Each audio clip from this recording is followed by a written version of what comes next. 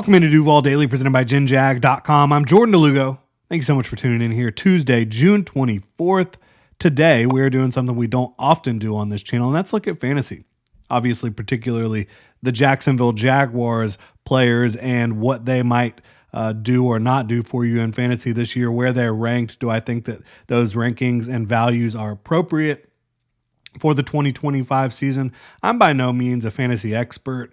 I used to do like several 4 or 5 leagues a year, paid leagues a year. Now I just pretty much stick to my home league, which is a lot of fun. Been running that league for, probably close to 20 years now. And we have a lot of fun with that, but I'm by no means like a fantasy expert. I do think I have a pretty good grasp of what these Jaguars players can do when healthy in this Jaguars new offense. So we're going to dive into it. Excited to look at it. It's exciting to kind of, we're inching back closer to football season, to fantasy season, which is a big part of the NFL for a lot of fans. So we'll go ahead and roll through the Jaguars players and their rankings, and just kind of start at the top and roll through it. Have a good time here talking some fantasy and whether or not you should be drafting Brian Thomas Jr., Travis Hunter, Travis Etienne, Trevor Lawrence, etc. So obviously, if you're playing in a league that's filled with Jaguars fans, there might be some folks that kind of reach on Jaguars players, or there might be people that are like, hey, I'm a huge Jags fan. I'm not taking any Jaguars players. You don't need to be either of those types of Jaguars fans that either you're reaching for Jaguars players or you're not drafting them at all, but you should probably fall somewhere in the middle. Trying to be objective when it comes to fantasy can be really difficult. So I'm going to try to do that here for y'all today and help you out. If you enjoy the content, please like and subscribe if you have not already. Let me know who you're looking to draft from the Jaguars in the comment section below. So the first player that comes up is Brian Thomas Jr. He is wide receiver 7, according to the consensus board, 11th overall. Another thing to consider, obviously, is your league rules. If you're doing full PPR, you're going to want to get these guys that catch a ton of passes. Brian Thomas Jr. should have a ton of targets. I think I projected him around 140, 150 targets this year. I think he's going to have a massive season. This is the one player. I really don't care where you draft him. I don't. There's probably a tier at the very top of drafts where you want to take one of the guys that's maybe more proven, more consistent throughout their careers, just has more of a body of work. But if you want to take Brian Thomas Jr. in the first round, I don't blame you. Right now, again, at 11th overall. So if you're in a 10-team league, that's right at the top of round 2. If you're in a 12-team league, which is what I do, that's right at the end of round 1. If you could get Brian Thomas Jr. at 11 and then stack, at pick 14, some other great player, I think you're in really good shape because he has the potential to be wide receiver 1 in fantasy. I think that's absolutely on the table. Liam Cohen's going to feed him. Trevor Lawrence is going to feed him. He was 3rd last year in yards by a receiver as a rookie. I think that he's going to be in a better situation this year. I think he's going to be more prepared for his second year in the NFL than he was his first, and he's going to have more help. So I think talking about him at 11 overall all day, I would do it all day. So that's a fair place to put him, I think, for consensus rankings. Again, there's a non-zero chance he ends up being the top wide receiver in fantasy this year. That could very easily happen. I mean, he's a threat to score touchdowns from anywhere. He can be a red zone threat. He's going to be targeted a ton in this offense. Yeah. Nothing wrong with taking Brian Thomas Jr. in round 1. Travis Hunter is the next player at 72 overall. He's wide receiver 31. So that's in the wide receiver 3 range. Mid-tier wide receiver 3. What's interesting about Travis Hunter, and if you're playing in an IDP league, it's going to be totally different, individual defensive player. But if you're playing in more of like a standard league where it's the typical positions, wide receiver, quarterback, flex, tight end, running back, all the normal stuff, He is not going to get you points for tackles or interceptions, but he can get you points for defensive touchdowns. If Travis Hunter picks off a pass, takes it back to the house, that's 6 points for you. Now, should you be banking on any player getting pick sixes in a given year? Maybe not. That would be pretty fun. You have wide receiver Travis Hunter in your lineup, and he goes and gets himself a defensive touchdown. That would be wild. I do think he's going to get his hands on the football on the defense side of the ball. He's got great instincts. He's got great hands, great ball skills, jumps routes at a high level. They're going to be playing a lot of zone, so he's going to be in position to be able to do that. I think probably wide receiver 31 is appropriate. I don't know that I would want to have both BTJ and Travis Hunter. I think I would want one or the other. 72 overall, so you're talking about in a 12-team league, isn't that like late 6th round, something like that? There's going to be some other guys that maybe have a more stable projection in that range, but I think it's again fair range. I would rather take. I'll say that I would rather take BTJ in the 1st round than I would Travis Hunter in the 6th round, and that might end up looking silly because Hunter is amazing. But there's just still some lack of information regarding his true usage on the offensive side of the ball. And, I mean, it's possible some weeks they say, hey, we don't need him nearly as much on offense as we do on defense this week, and that's how we're going to adjust his snaps. Again, there's just question marks. Not about the talent, not about the situation offensively, but about the usage. I think it's fair to say that. But I think putting him at 31 is kind of taking into account some of those question marks. I do think he's going to have over 100 targets this upcoming year. I think he's going to catch a lot of passes. I think he's going to rack up yards. I think you're going to get the ball in his hands in a variety of ways. If you wanted to go get Travis Hunter around this range, I would not blame you. Now, if you are in a a league with a lot of Jags fans, Travis Hunter might be long gone. I would not be the person that reaches on Travis Hunter, right? But I would take him at value if I really wanted to get him and secure just one of the more exciting young players in football, and I did not take Brian Thomas Jr. already. And then after that, you've got the Jaguars running backs, Etienne and Bigsby, which are very closely ranked here. Etienne is at 97 overall, running back 34. Tank Bigsby is at 102 overall, running back 36. So fantasy consensus is basically saying we don't know what to do with these two guys, and I think that's fair. I told Hacker this week, and I think I talked about it last week, Etienne will get more targets out of the backfield than Tank Bigsby. I think he will lead the Jaguars in receptions out of the backfield. So again, if you're in half point or full point PPR, that is something to keep in mind. I think Etienne will finish with the most touches out of the Jaguars backfield this year. It's possible that Bigsby is more of a goal line threat. It's possible that he gets more touchdowns. It's possible that he has a similar amount of carries. But I think overall, Etienne is the safer bet at cost. 97 or 102. You're basically picking between these two guys in the running back 3 range, low end running back 3 range. Yeah, I would take Etienne.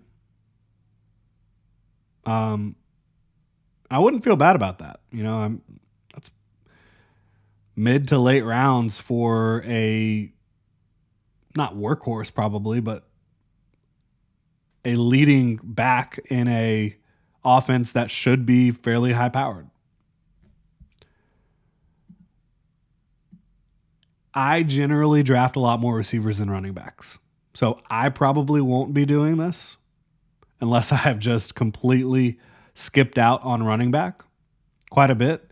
The other thing to consider is if Etienne is catching the most passes out of the backfield for the Jaguars, which I think he will,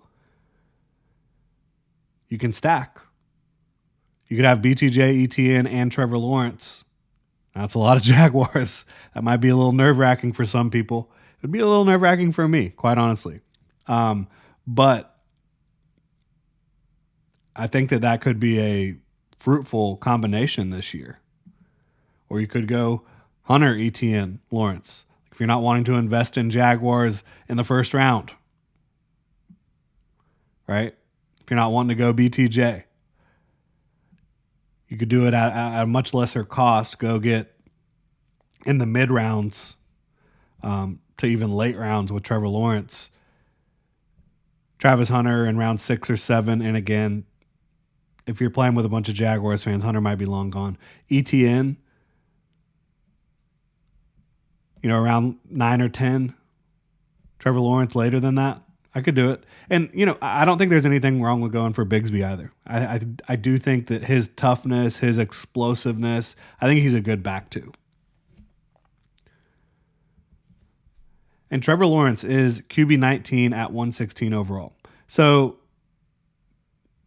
depending on your league, obviously if you're playing a super flex quarterback or whatever, you're going to have 2 quarterbacks on a roster. Most leagues where you're just having one quarterback starting, standard home leagues, QB 19 is going to be available for a long, long time. Right? QB 19 is probably not going to go 116 overall in a standard league. Now, again, Jaguars fans, they may be high on Lawrence, they may be low on Lawrence. Don't know. But I do think Trevor Lawrence will finish higher than quarterback 19 this year. 2024 was disappointing. Injuries, obviously, all that stuff. 2023, he was doing well before his injuries. 2022, did very well. He is in the best situation to score points by far of his career. He's got the best receivers to throw the football to. He has got a offensive coach, Liam Cohen, who just guided Baker Mayfield to 40 touchdown passes last year. I would not be upset if I didn't draft Jalen Hurts, Josh Allen, Lamar Jackson, whoever's at the top, and I kind of waited on quarterback. I think Trevor Lawrence would be a really good consolation prize this year.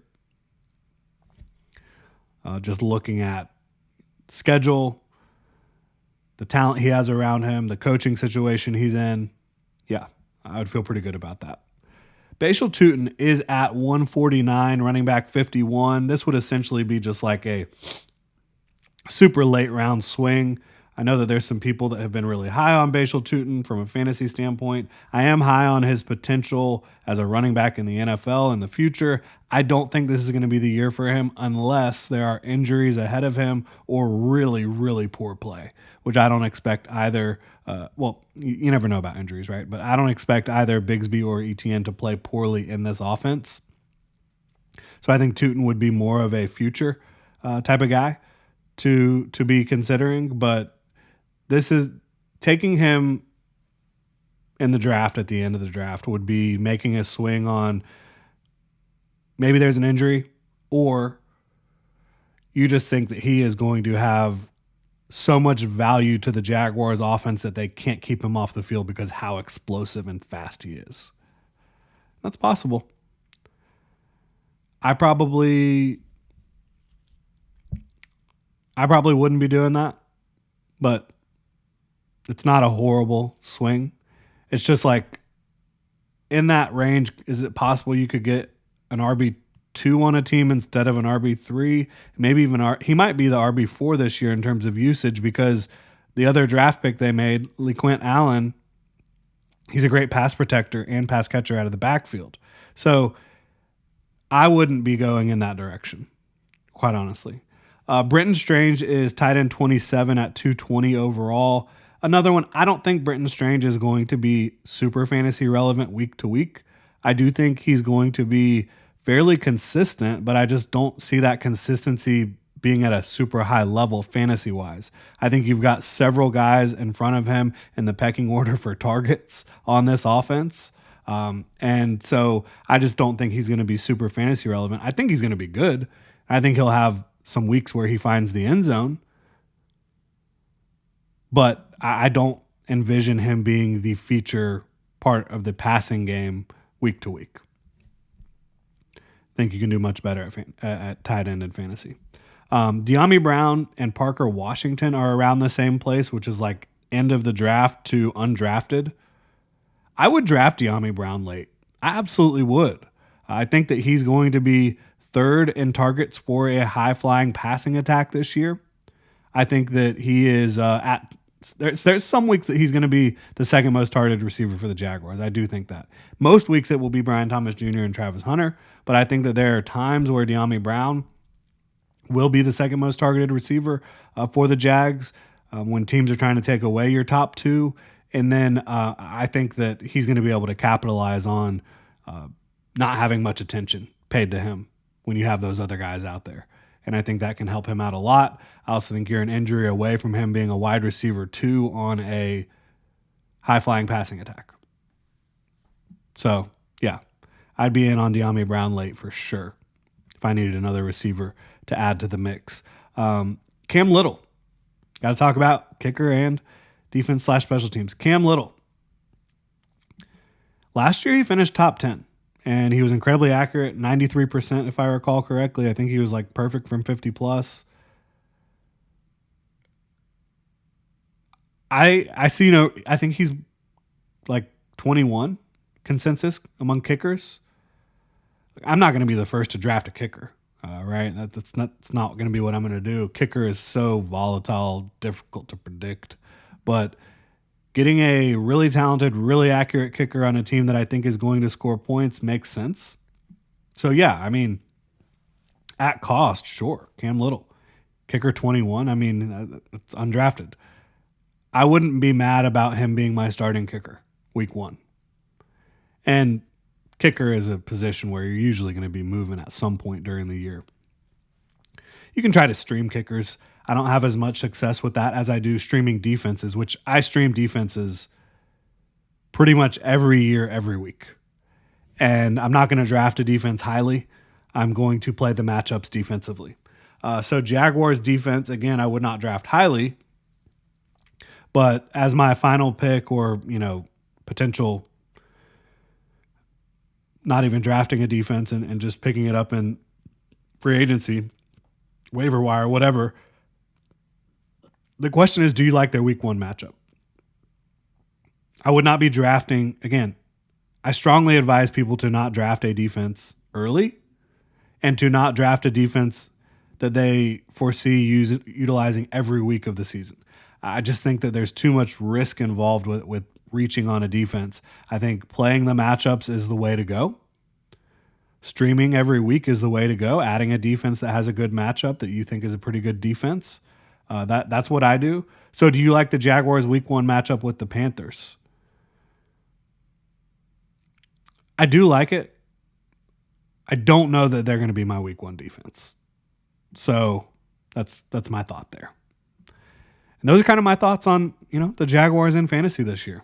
And that's, of course, more of a home league, standard league type of conversation, not getting into like best ball and all that sort of stuff. But hopefully that helps y'all out and helps you have some fun this year in fantasy. Gives you an idea of at least what I think you should be doing in terms of targeting the Jaguars fantasy players in 2025. Really appreciate y'all being here. If you enjoy the content, please like and subscribe. Y'all have a good one.